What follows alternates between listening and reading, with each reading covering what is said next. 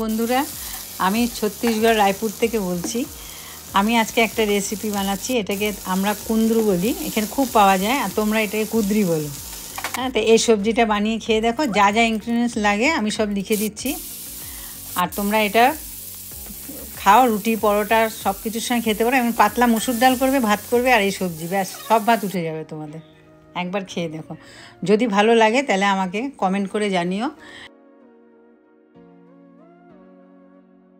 তোমরা জানো এখানের লোকেরা নানান রকম করে বানায়, কেউ ঝোল বানায়, কেউ ভাজা করে খায়।